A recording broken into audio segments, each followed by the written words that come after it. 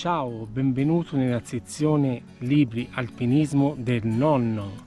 Oggi parleremo di un libro molto famoso, Oltre il possibile di Neil Malpuria, un libro che sicuramente hai letto oppure avrai visto il film. Un libro anche che, pur parlando di alpinismo, è interessante anche per le persone che non hanno questa passione, perché spesso tocca il desiderio di ognuno di noi di cambiare qualcosa della nostra vita, che sia cambiare il proprio lavoro, fare qualcosa che ci soddisfi di più, realizzare un nostro sogno. Nims Dai, che nepalese significa fratello maggiore, ci ha fatto vedere che l'impossibile è possibile.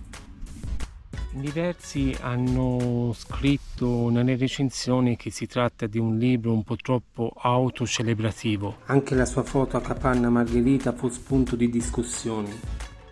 In effetti l'immagine di Nims è un'immagine di un uomo molto forte, duro, sicuro di sé, sicuro di quello che fa, ma alla fine bisogna considerare un contesto da cui è nata, tutta questa incredibile esperienza. Nims infatti viveva in Inghilterra, lavorava nell'esercito, ma era nepalese. Ora ti faccio una domanda: hai mai visto scritto il nome di un nepalese vicino ad un alpinista che ha scalato un 8000 metri? No, trovi sempre nomi di alpinisti occidentali che sono stati aiutati dagli Sherpa che non hanno un nome. Ora, tranne rare eccezioni, la gran parte delle ascensioni che sono state fatte sugli 8000 metri senza gli Sherpa non ci sarebbero. Cioè, se cominciamo a parlare dello stile alpino, quello di Bonatti, quello di Mersner, quante persone riuscirebbero a salire sull'Everest senza le scale, senza i portatori, senza le corde, senza le sicurezze? Nims è riuscito a cambiare questo luogo comune grazie alla sua impresa impossibile ed è diventato un alpinista famoso nepalese. Questo probabilmente è stato veramente lo scoglio più grosso, perché inizialmente anche a livello economico aveva bisogno di sponsor e nessuno credeva in questo progetto, tanto da dover ipotecare la propria casa per far iniziare il progetto, complice anche della moglie che non lo ha lasciato solo e ci ha creduto anche lei, e senza la quale probabilmente non sarebbe riuscito ad andare avanti.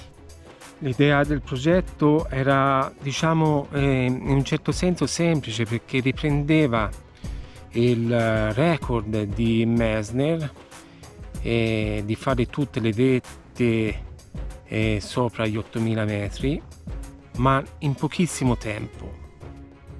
Poi fisicamente che era un extraterrestre, perché riusciva veramente a fare delle cose straordinarie, aveva dei tempi di recupero che noi comuni mortali non ci sogniamo. Ed oggi, che è venuto a mancare, rileggere questo libro apre tantissime riflessioni. In primis, il concetto in cui l'Occidente vede la montagna contro la visione delle popolazioni che vivono sotto queste grandissime vette che superano gli 8000 metri. La montagna ha un significato anche religioso. La montagna è una dea. La montagna è madre natura che con i suoi ghiacciai ti rifornisce d'acqua, ti permette di vivere, di coltivare i suoi piedi. La montagna è la madre a cui bisogna chiedere il permesso se desideriamo salire. In questo contesto, la morte di Nims sotto la valanga, mentre scalava un 8000 al Broad Peak, che è anche uno dei più facili 8000, che peraltro aveva già scalato 3 volte, quindi non stava nemmeno inseguendo un record. Personalmente mi lascia un piccolo vuoto, perché lo consideravo un alpinista come Bonatti, cioè quelle persone che non muoiono in montagna perché hanno un legame così intenso con la montagna che la montagna le risparmia. Invece no, c'è un pericolo oggettivo e, come ha detto Messner, in fondo si tratta solamente di fortuna. Cioè non vale più quel detto che il bravo alpinista è quello che non muore in montagna. No, si tratta anche di fortuna. O, se non crede nella fortuna, di casualità. Perché lui proprio sui suoi social aveva scritto prima che sperava che fosse un'ascensione sicura. E qui ancora arriva l'insegnamento della montagna, che se vuole ci può spazzare via come semplice polvere.